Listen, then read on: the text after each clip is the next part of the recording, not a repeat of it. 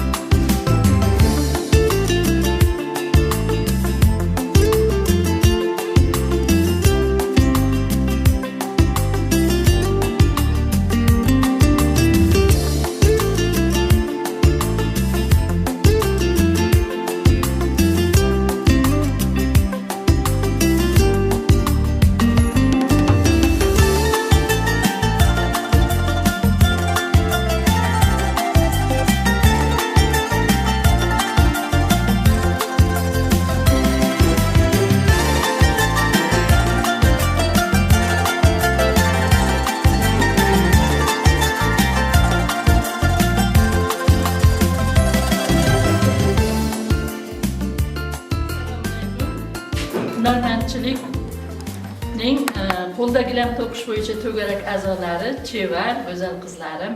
Mana bugun navbatdagi mahorat darsimizni o'tamiz.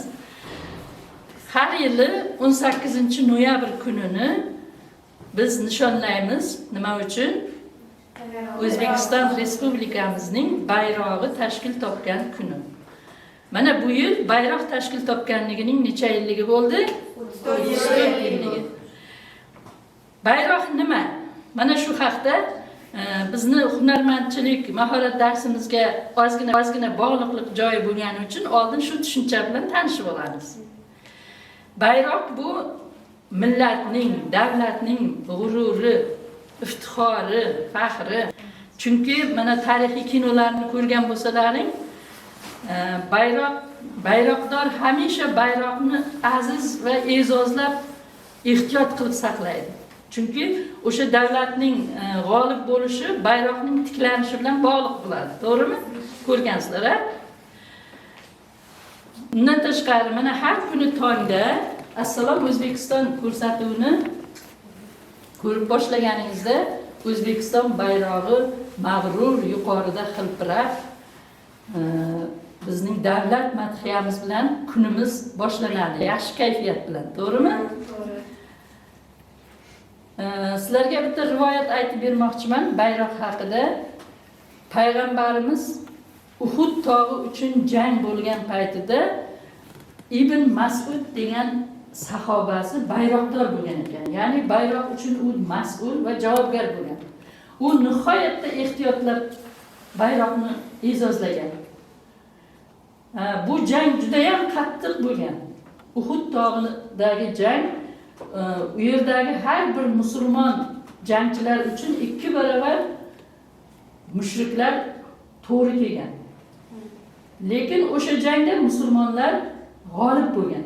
Endi qarang, o'sha Ibn Mas'ud bayroqni ko'tarib turgan paytida dushmanlar uning birinchi o'ng qo'lini kesadilar. U chap qo'li bilan bayroqni ushlab turadi.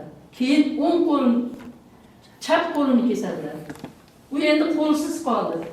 U tanasiga bayroqni bog'latib, o'sha bayroqni tik qad ko'tarib turadiki, o'sha g'oliblikka sabab bo'ladi. Payg'ambarimiz o'libdi degan gap tarqatadi ular. Lekin hech qachon musulmonlar tushkunlikka tushmasdan ana shu 2 barobar dushman ustidan g'olib bo'ladilar. Ana shu bayroqdor o'zining jonini tikib bo'lsa ham o'zi vafot etadi shu yerda, shahid bo'ladi. Lekin bayroqni ushlab o'ladi. Bayroqni tik tutib o'ladi. Uning kiyimlari payg'ambarimiz bilan bir xil bo'ladi. Shuning uchun payg'ambarimiz o'libdi degan gapni tarqatib, ularning shashtini pasaytirish uchun shunday deyishgan bo'ladi. Ammo g'olib keladilar. Mana qarang, bayroqni qanday bu vatanga bo'lgan sadoqat, vafodorlik ramzi ekanligini.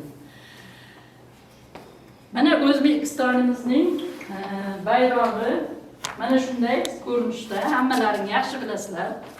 Qani kim aytadi mana shu yerdagi ranglar haqida? Bu yerda necha xil rang mujassam? Qani yashil rang nimani bildiradi? Siz aytingchi o'rningizdan turib. Yashil keng daralarimiz, maysalarimiz, fotolikni bildiradi. Yashil yana yosharish, yangilanishni bildiradi. Juda yaxshi, tabiatni bildiradi. Oq rang nimani bildiradi? Kim aytadi? Qani? Oq rang pokligimizni, musaffolikni bildiradi. Juda yaxshi. Moviy rang, ko'k rang nimani bildiradi? Qani? Kim aytadi? Ayting. Moviy rang musaffo osmonimizni, tinchligimizni bildiradi. Juda yaxshi. Qizil rang haqida kim aytib beradi? Qani? Vujudimizda jo'shib oqayotgan qonimizni. Juda yaxshi. Mana shu bayrog'imiz haqida kim she'r biladi? Marhamat, aytib bering. Havo rang va oq yashil bordir qizil belbog'i, shuning uchun chiroyli O'zbekiston bayrog'i. Demak, har yili 18-noyabrni biz O'zbekiston bayrog'imizning tashkil topganligini nishonlaymiz, to'g'rimi? Nima uchun men buni aytyapman? Chunki 91-yilda jonajon respublikamiz mustaqil bo'lgan yillarda men ham ana shunday hayajonda, hozir mana bu qizimiz aytgandek hayajon bilan mana shu o'zimning kasb hunarimga shuni bog'ladimda, mana shu o'zimning kichkinagina gilamcharimni O'zbekiston bayrog'ini to'qishni o'zim niyat qildim va mana shu niyatimga yetdim. Qarang, mana shunga 34 yil bo'ldi. Qarang, mana shu O'zbekiston bayrog'ini to'qishda bu asosi paxtadan iborat. Mana bu patlari qo'y yungidan o'zim qo'lda urchiqda yigirib bo'yab 4 xil rangga tayyorlaganman. Demak, bu bitta mening hunarmandchiligim mahsulotimga aylandi. Men har doim ko'rgazmalarimda faxr bilan mana shu mahsulotimni olib yuraman, lekin sotmayman. Chunki har doim buni o'zim bilan O'zbekistonning faxri bilan, g'ururi bilan mag'rurlanib olib yuraman. Tushunarli bo'ldimi bayroq haqida? Juda yaxshi. Bugungi bayroq haqidagi mahorat darsimiz shuning bilan yakunlandi. E'tiborlaringiz uchun rahmat.